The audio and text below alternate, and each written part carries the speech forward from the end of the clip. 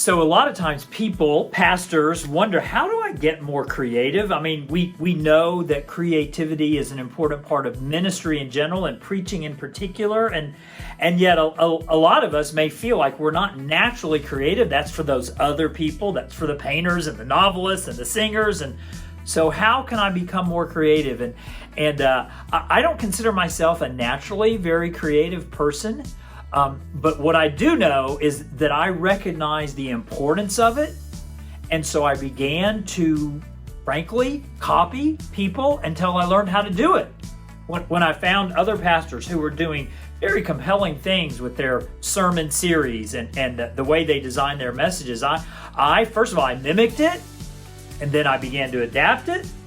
And then in the way that my mind works, I was able to take other kinds of materials and ideas and then springboard into my own. So early on this creativity journey, I would sometimes borrow directly, giving credit. This is not a plagiarism, a plug for plagiarism. But I would borrow from pastors I respected and say, this is what I heard one preacher say one time. But gradually through the years, I began to develop enough confidence and enough experience where I didn't really need to see what other people were saying on a topic. God began giving me my own sort of creative ideas.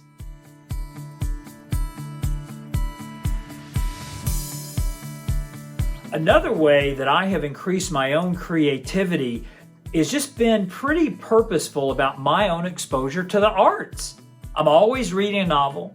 I'm always listening to music. I'm always paying attention to how advertisers craft their message, because I don't know if you know this or not, but that is our competition. Our competition is not the church down the street or the mega church across town. Our competition is Disney, and our competition is Amazon, and our competition is Apple. And so as I observe how they craft their messages, I see God's common grace in all that God gives brilliance even to people who don't acknowledge that the brilliance comes from Him. And so my own creativity has really increased by the books that I read and the songs that I listen to and even the advertisements that I study.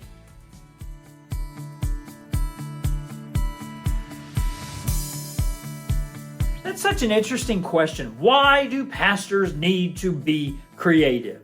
Because it'd be very tempting to say, creativity's for other people. We're just supposed to preach the gospel, and it's its own creativity. At a certain level, that's true. At another level, it's an absolute lie. Because think about how Jesus himself preached the gospel. A farmer went out to sow. A man had 2 sons. A man was on a journey when robbers beset him. Over and over and over again, Jesus used imagery and metaphor and, yes, creativity to craft his message. How can we do anything else? So the reason that creativity is so important is because we have the best news in history to tell, and how dare we tell it in a way that's boring? And when you harness and tap into your own creativity, you can tell the best story with all the skill of a Disney or of an Apple. And you can, in fact, redeem what those companies and their creativity have often sullied. So yeah, tap into that creativity. Understand that you have this incredible privilege of telling the greatest story that's ever been given to the human race. And you have to give it your best because your hearers, they deserve it. And the gospel demands it.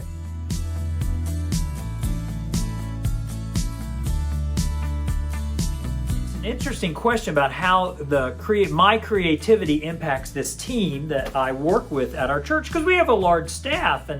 But a lot of you know that I was originally a tennis player, not a football player and not a basketball player, not a team member.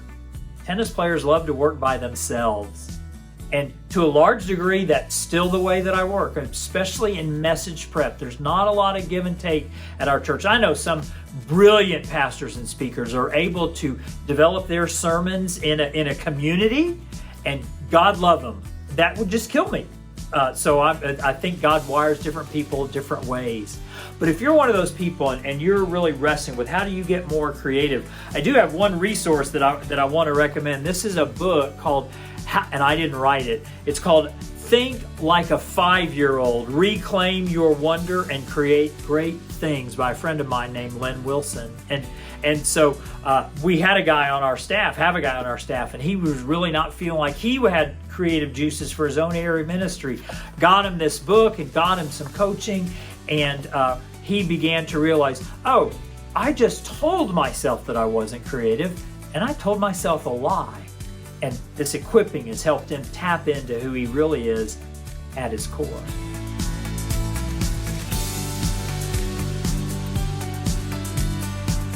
If you're wondering how can you become more creative? One sort of exercise that I would invite you to do, especially in sermon prep, is when you're jotting down your notes for whatever is going to become your sermon, I totally recommend pen and paper. There's something that happens with the human mind and pen and paper that does not happen with fingers and keyboard. And I just invite you, as you have ideas about your sermons, to jot down every random association that comes to you with either that scripture text or the bottom line that you want to focus on, and every song lyric. I don't think I've ever prepared a message without some random rock lyric getting down on that piece of paper. That doesn't mean it got into the message, but yet that's how my mind works. Those are the associations that I make. I know doing messages on your heart and how deceitful your heart is, and how the whole idea of following your heart leads you quickly to self-destruction. But how could I not think about Tom Petty? She's going to listen to her heart. It's going to tell her what to do. She may need a lot of loving, but she don't need you.